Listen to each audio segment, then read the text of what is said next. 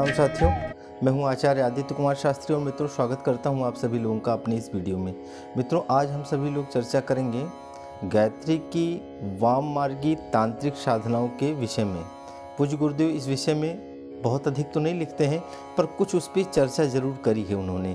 तो आज हम उसी पे चर्चा करेंगे आप लोगों के बीच में कि आखिर इस विधा के अंतर्गत कौन सी वो धाराएं हैं, क्या उसमें कितनी वास्तविकता है और कितना उसके अंदर जो है दिखावा है। क्या वास्तविकताओं में तंत्र विज्ञान है हमारे भारतीय संस्कृति के अंतर्गत? क्या वो साधनाएं हैं कि जिनके माध्यम से असंभव जैसे कार्य को भी संभव किया जा सकता है?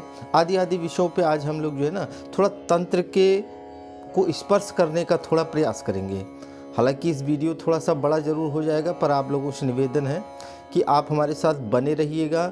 और यह विषय बड़ा ही गंभीर और गूढ़ विषय है, इसे आप ध्यानपूर्वक स्वयं भी श्रवण करें, जानें, समझें और इसके बाद इसे औरों तक भी इसे भेजें, ताकि वो लोग उसकी वास्तविकता से परिचय हो पाए कि हमारी सनातन की शाखाएं कितनी गहरी जड़ें हैं उसकी। हम लोग अपने इस भारतीय तत्व दर्शन के माध्यम से, उस विधा के माध्यम से हम और भी किन चीज़ों को सीख सकते हैं, जान सकते हैं, समझ सकते हैं। तो आइए सर्वप्रथम तो इसी को हम समझते हैं कि तंत्र है तो है क्या। सर्वप्रथम तो मित्रों, यदि हम लोग तंत्र के विषय में चर्चा करने के लिए उपस्थित होते हैं तो कहते हैं कि दो धाराएं हमारे यहाँ बतलाई गई हैं। अपने यहाँ दो धाराओं की चर्चा हुई है। एक को हम जो है वैदिक मार्ग कहते हैं, जिसको हम लोग दक्षिण मार्ग कह करके पुकारते हैं, और एक को तांत्रोक्त मार्ग कहते हैं, जिसको वाम मार्ग कह करके पुकारते हैं। आप इसको और सरलीकरण करना चाहें तो आप ऐसे समझ लें कि एक को सूक्ष्म परमात्मा और एक को प्रत्यक्ष परमात्मा, है ना, परमात्मा का स्थूल रूप। तो आप इसको इस प्रकार से भी समझ सकते हैं। आगे मैं और थोड़ा सा इसको और सरल करने का प्रयास करूंगा आपके बीच में।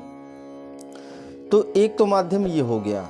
तो कहते हैं कि एक वो धाराएं थी कि जिसको भक्ति है, ज्ञान है, श्रद्धा है, दया है, करुणा है, उदारता है, पूजा पाठ है, यज्ञ है, हवन है, जप तप है, उपवास है, तीर्थ व्रत है, इसके माध्यम से जो साधना की जो है धारा निकल करके आई है, जो हमें परमात्मा तक ले जा करके पहुंचाने के लिए हमारे यहाँ ऋषि संत महापुरुषों ने कही है, उस धारा को हम जो है वो दक्षिण मार्गीय धारा कह करके पुकारते हैं। और दूसरी धारा जो निकल करके आई है वो तंत्रोक्त होती है, उसे वाम मार्ग कह करके पुकारते हैं, और उसको ही जो है ना हम सावित्री साधना भी कह करके पुकारते हैं। उसी को जो है ना उसे प्रत्यक्ष रूप से भी जो है परमात्मा का स्थूल स्वरूप के रूप में भी उसको हम पंच तत्व विज्ञान के रूप में भी हम उसको जानते हैं मित्रों। प्रकृति रूपी परमात्मा के रूप में भी उसको हम लोग समझ सकते हैं। तो इस मार्ग पे तो जो आप सभी लोगों ने समझ ही लिया है, एक तो पहले मंत्र को समझ लिया था, दूसरा तंत्र है और तीसरा यंत्र है। आज हम तीनों को ही बारी बारी से समझने का प्रयास करेंगे। मंत्र को हमने पहले बता दिया था, आज हम लोग तंत्र के बारे में चर्चा करते हैं। तो तंत्र को अगर हम और सरल करके आप लोगों के बीच में उपस्थित करें मित्रों, तो तंत्र का एक जो शाब्दिक अर्थ है, दो शब्दों में अपनी बात को कहूँ तो यदि तंत्र का जो शाब्दिक अर्थ है उसको आप यूँ मान लीजिए कि तंत्र का अर्थ होता है व्यवस्था। तंत्र का अर्थ होता है व्यवस्था, अर्थात एक व्यवस्था की दृष्टि से, अर्थात कि उस परमात्मा को प्राप्त करने का एक व्यवस्थित क्रम, उसको हम तंत्र कह सकते हैं। जैसे हमारे यहाँ आज जो है बोलचाल की भाषा में कहते नहीं है, प्रजातंत्र होता है, राजतंत्र होता है, शिक्षा तंत्र होता है। तंत्र माने व्यवस्था, है ना, तंत्र माने व्यवस्था। तो उस परमात्मा के दिव्य विराट स्वरूप को समझना, उनकी शक्तियों से जुड़ पाना, उनसे एकाकार हो पाना, उनसे अपने कार्यों को करवा लेना, उनसे अपनी प्रार्थना उन तक पहुंचा देना, आदि आदि कार्यों के लिए इस तंत्र महाविज्ञान के माध्यम से हमारे ऋषि संत महापुरुष प्राचीन काल में इस विधा को बड़े ही गंभीर रूप से लोग इसको जानते थे। इतनी इसकी जो है महिमा बताई जाती है महाराज, कहते हैं कि आज तो विज्ञान उसके सामने कुछ भी नहीं है, तुच्छ है। क्यों?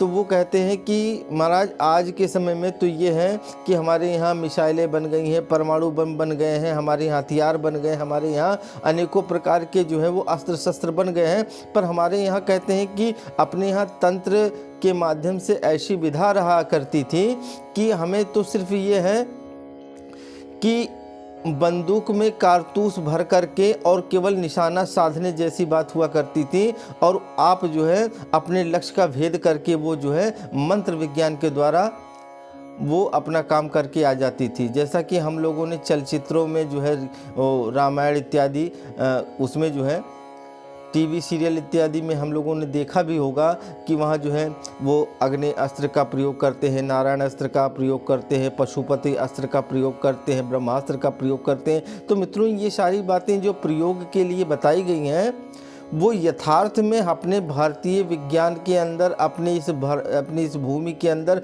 ये चीज़ें यथार्थ रूप से थी, लोग इसका प्रयोग करते थे। उसके माध्यम से तो इतनी भी सामर्थ्य हुआ करती थी कि जैसे मारीच जैसी जो कला आपने देखी होगी कि उसने मनुष्य से जो है एक मृग का रूप धारण कर लिया, मृग का रूप धारण करके, और वो मारीच ने सुरसा की, आप लोगों ने सुना होगा कि जो है जस जस सुरसा बदन बढ़ावा तासु दून प्रभु रूप दिखावा, वो छोटा रूप कर लेना, अपने आकार को बड़ा कर देना, अथवा आज की जो टेक्नोलॉजी है, आज का जो कम्युनिकेशन है, आज जो हम यहाँ से बैठे हुए अमेरिका और अनेक देशों में हम बात कर लेते थे, वो बातें तो हमारे यहाँ पूर्व में केवल मंत्र विज्ञान के द्वारा, तंत्र शास्त्र के द्वारा हमारे यहाँ केवल वो लोग उसका चित्त में ध्यान करते थे और अपने मैसेज को अपने मैसेज को रावण के पास भेज दिया करता था। अमेरिका में बैठे लोगों तक वो बातें पहुंच जाया करती थी, स्मरण करते थे उस देव शक्ति का, वो हमारे सामने प्रस्तुत हो जाया करती थी। ये जो विज्ञान की धारा थी, इसको तंत्र के अंतर्गत ये धाराएं आया करती थी। आदमी चयन करता था, मन में दृश्य बनाता था और वहाँ जा कर के वो प्रस्तुत हो जाया करता था। किसी प्रकार के वाहन की भी ज़रूरत नहीं थी, बिना पेट्रोल, बिना इंजन, बिना डीजल से चलने वाला वो जो है ना वो विमान, वो हमारे यहाँ उसकी जो है शास्त्रों में हमारी चर्चा सुनने को मिलती थी। ये क्या है मित्रों?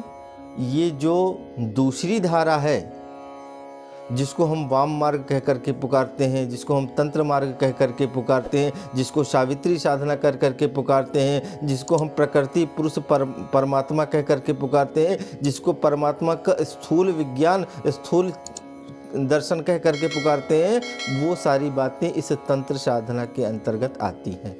मित्रों आप देखें कि हमारे यहाँ जो है ना, जितनी ताकत हमारे यहाँ देवताओं के पास में हुआ करती थी, कहते हैं उससे अधिक मात्रा में ताकत जो है ना वो दैत्यों के पास भी हुआ करती थी।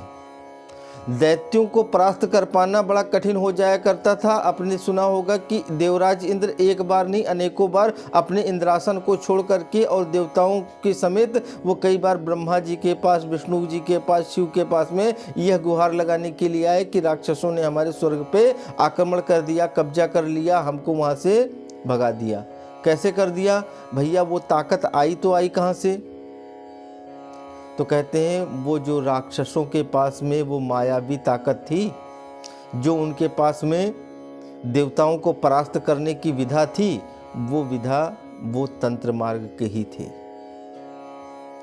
जहाँ जिस पथ पे वो चल करके और परमात्मा को, उस परमाणुवी शक्ति को जो विवश कर देते थे कि वो आपके लिए वो बाध्य हो जाया करती थी।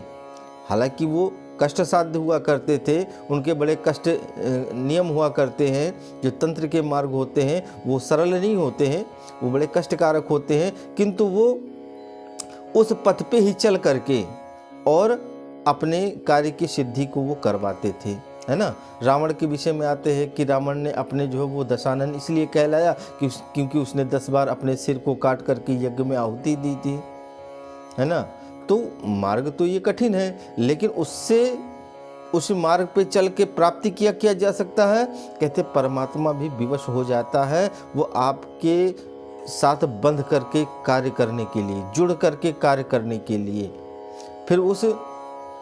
फिर उस ऊर्जा को आप कहाँ नियुक्त करते हैं, ये आपके विवेक के ऊपर है।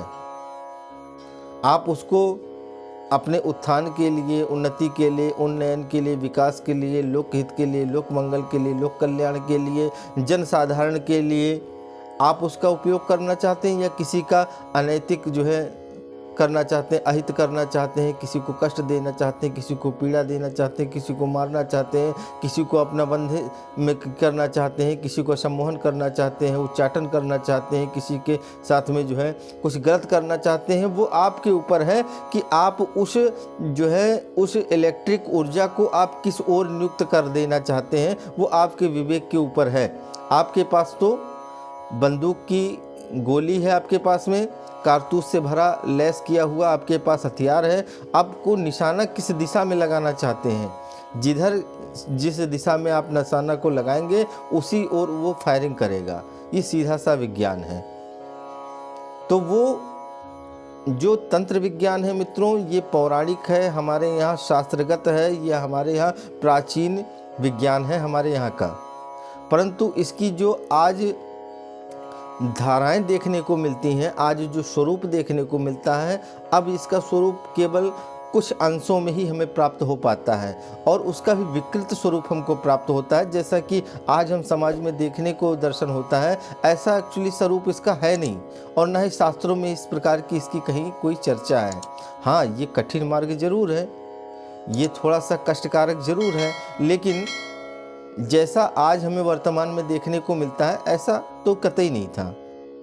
तो हम और बहुत सारी बातें आप लोगों से हम तंत्र विज्ञान के अंतर्गत आप लोगों से करेंगे। ये विषय थोड़ा गंभीर भी है और थोड़ा बड़ा हमारा यह बन जाएगा, तो इसलिए हम अपनी वाणी को यहीं विराम देते हैं। आगे हम इसी विषय पे आगे विस्तृत चर्चा आप लोगों के बीच में उपस्थित होंगे, इस बात को लेकर के कि क्या वास्तविक तंत्र साधनाओं के माध्यम से कुछ ऐसे कठिन कार्य हैं जिनको क्या संभव किया जा सकता है, क्या आज वर्तमान स्थिति में वह तंत्र कितना प्रयोगात्मक है और कितना उसको निषेधात्मक है, कितना आज उसकी वास्तविकता को हम लोग अपने जीवन क्रम में अपना सकते हैं अथवा हमें उसको छोड़ देने की, उससे दूरी बना लेने की आवश्यकता है। आखिर है तो इन सारे तथ्यों पे हम जो है विस्तार से आप लोगों पे चर्चा करेंगे, और साथ ही साथ मंत्र तो हमने चर्चा करी है, तंत्र की चर्चा करेंगे, और उसके बाद में हम उस यंत्र का भी चर्चा करेंगे कि ये यंत्र विज्ञान है तो इसके पीछे क्या रहस्य है। तो ऐसे बहुत सारे रोचक तथ्य आप लोगों के लिए बीच में लेकर के मैं उपस्थित होता हूं मित्रों। तो आप लोगों से निवेदन है कि आप हमारे इस चैनल पे विजिट करें एक बार जा कर के, वहाँ आप जा कर के देखें तो इस प्रकार के बहुत से और भी ऐसे जो है ज्ञानवर्धक वीडियो आपको प्राप्त होंगे जो आपको सुन करके आपकी ज्ञान की वृद्धि करने वाले होंगे। तो आप लोगों से निवेदन है कि एक बार आप लोग हमारे इस चैनल पे विजिट करें, और साथ ही साथ में अगर आपको कहीं भी थोड़ा सा आपको लगता है कि इसके अंदर आपके ज्ञान की वृद्धि होती है, आपको कोई मार्गदर्शन प्राप्त होता है, तो आप इसको और अधिक अपने मित्रों को, साथियों को, सहयोगियों को, सहपाठियों को आप इसको शेयर करें, ताकि यह ज्ञान का, सनातन संस्कृति का, यह वैदिक अध्यात्म का प्रचार जो है वो जन जन में हो, लोग इसको जानें और जानें कि हमारी संस्कृति को इतना महान और देव गुरु की उपाधि क्यों प्राप्त हुई थी। तो आशा करता हूँ विषय आप लोगों को अच्छा लगा होगा। तो इसी भाव के साथ अपनी वाणी को यहीं विराम। सभी को पुनः सादर प्रणाम।